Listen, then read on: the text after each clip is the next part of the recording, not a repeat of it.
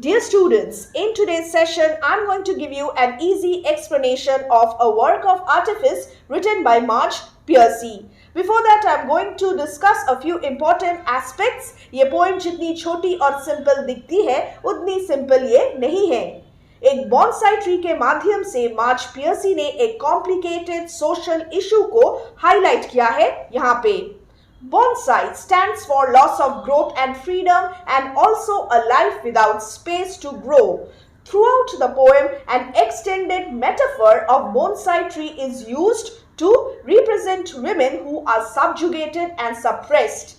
Title में artifice word का मतलब है trickery and falsehood practiced by men in society. Notice the irony in the poem and the symbols are also important. Is Marge Piercy appreciating the beauty of a bonsai? Let's find out.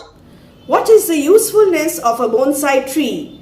हम लोग bonsai tree को सजावट के लिए अपने घर में एक अट्रैक्टिव पॉट पे डाल के रख देते हैं.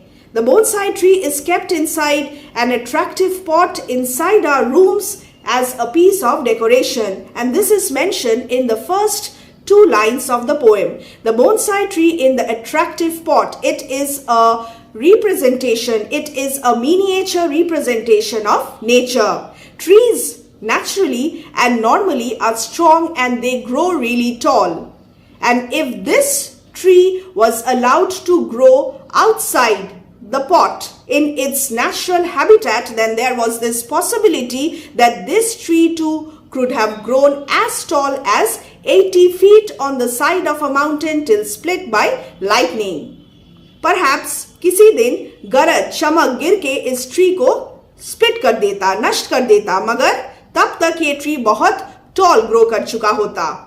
Pot represents the limited space for growth of a bonsai, and pot also stands for the domestic sphere. It stands for the house, the domestic sphere where women are subjugated and suppressed. Herein comes the complicated part of this poem. A work of Artifice is about the social limitations of women. The poem's central theme is the oppression of women, their inability to grow, and how society has kept them tied to ancient customs. And who is instrumental in controlling the normal growth, the natural growth of a bonsai? It is a gardener. A gardener represents the male members of the society, especially the husband. In a patriarchal society, what is the place of a woman? The poem speaks against the patriarchal system followed in most societies. पितृ सत्तात्मक समाज में एक स्त्री का क्या position है? Women are conditioned, women are compelled to follow certain predetermined social rules, customs and traditions. Women are considered to be inferior and men are considered to be superior. Women must be submissive, meek and passive. What is the role of a woman here? But a gardener carefully pruned the bonsai tree. The meaning of pruned is cut off to make something smaller. And what is the height now? It is just 9 inches high. Every day as he whittles back to the branches, the gardener prunes. Every day, हर रोज ये gardener, ये माली bonsai का देखभाल करता है और he whittles back the branches. Whittles reduces the size of something. The roots and branches of a bonsai tree is cut and pruned in order to control its normal growth. So cutting and trimming stands for controlling women through societal standards. Just as a gardener limits the growth of a bonsai, similarly society also controls and limits the growth of a woman. Physical growth, mental growth and spiritual growth. And while whittling back the branches, the gardener croons. Mali gungunata hai. Croons means sings, and sings is a gentle word we sing, we croon over a baby or a pet animal. But here, croons has a patronizing implication, a very important inner meaning. What is that? Croons, this act of crooning refers to the social conditioning of women, which starts at a very early age, which starts at a very early stage of a woman's life. And what is the gardener trying to tell to the bonsai? It is your nature to be small and cozy, domestic and weak. How lucky little tree to have a pot to grow in.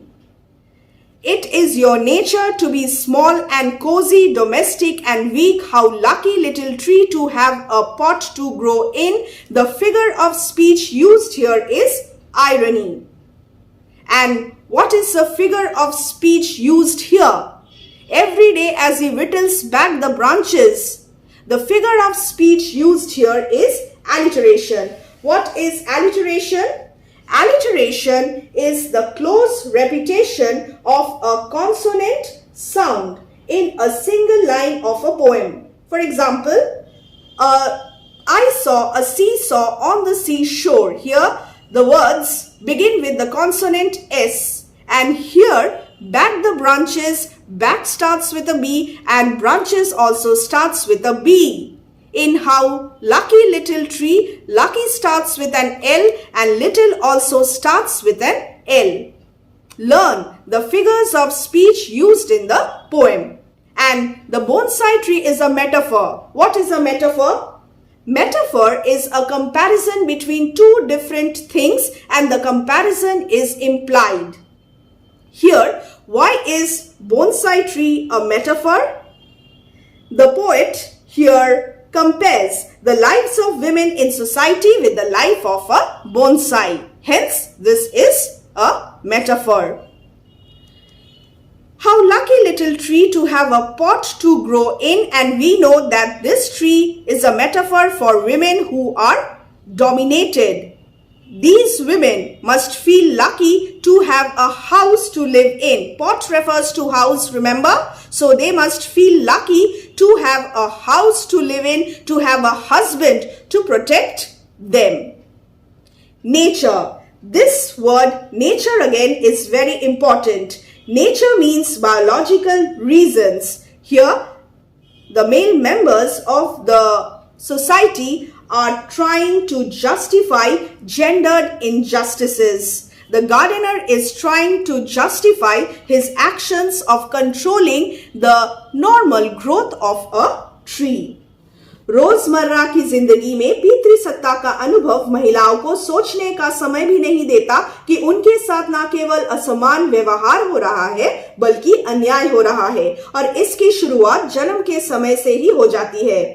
Here, the people, the male members of the family are trying to justify the gendered injustices. Just as the gardener tells the bonsai tree that it is its nature to be small, cozy, domestic and weak, similarly, the male members of the society also try to convince women that they must believe in this system. They must not protest.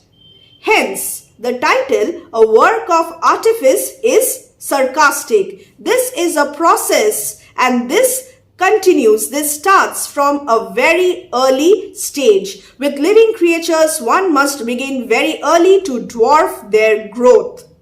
And artifice means the cunning devices used for deception. The poem explains how women are deceptively made to lead limited lives. The society deceives them of their liberty, clips their wings and keeps them inside cages to prevent them from flying. Freedom is forbidden. Self-assertion is forbidden. A woman cannot have aspirations. She cannot fulfill her desires. और एक पितृ सत्वात्मक समाज में मानसिकता को इस प्रकार पोषित किया जाता है कि लगता ही नहीं कि कुछ गलत हो रहा है.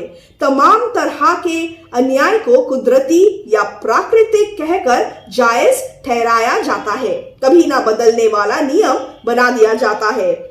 Therefore, the limitations and suppression imposed on women is deceptively portrayed as positive, protective, rather than suppressive, and therefore the women must feel lucky to have a husband, to have a family, to have a house to live in. With living creatures, one must begin very early. The social conditioning must begin very early, at a very early stage of a woman's life. Young girls are taught to believe in patriarchy, and in this way, by following this process, people are able to dwarf, people are able to stunt, to control their growth, and this growth means physical growth, mental growth and spiritual growth. स्त्री को स्वतंत्र इंसान नहीं समझा जाता, स्त्री को पुरुष जैसा मान नहीं दिया जाता, महिलाओं से संबंधित फैसले पुरुष लेते हैं, उन्हें मात्र प्रजनन और घरेलू कामकाज के लिए उचित समझा जाता है। सुंदर भी दिखना है, महिलाओं के पास ना तो निर्णय लेने का कोई शक्ति है और पुरुष अपनी सत्ता कायम रखने के लिए महिलाओं को तैयार करते हैं, मानसिक तौर पे तैयार किया जाता है स्त्रियों को। A woman cannot express her feelings, she cannot question this system. अपनी इच्छाओं को दबा के घर की चार दीवारी में घुट घुट कर इन्हें जीना पड़ता है।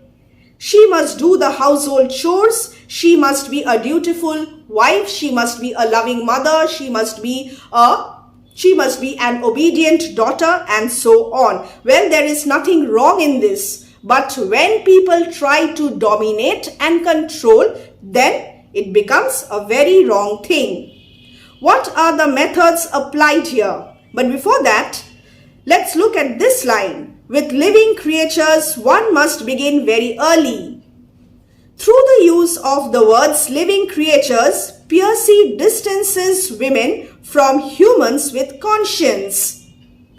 These women who are subjugated are unable to think, and they are just like perhaps insects or petty organisms living on earth. They are not considered to be important, they are not considered to be human beings by the male counterparts or the other members of the society.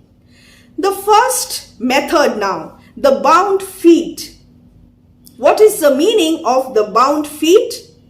The roots and branches, especially the roots of a bonsai tree, are tied and cut to control its real growth. Similarly, women are also expected to stay within their limits and stay tied to the ancient customs and traditions, and also tied to their responsibilities in the household.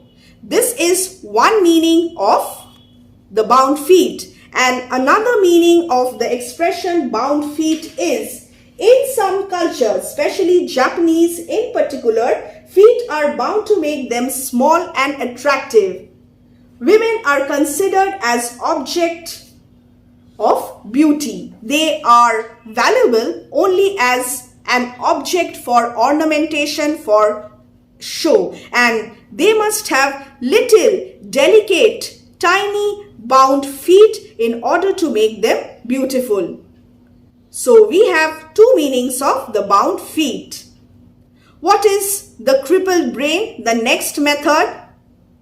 Women are not allowed to think, and women lack mental development and spiritual development, and they show psychological degeneration because all decisions are taken by the male members of the family, male members of the society, and if they question, if they raise questions, then these questions will be a threat to the position of men in society. Therefore, they prefer to keep the brains of women stunted and crippled.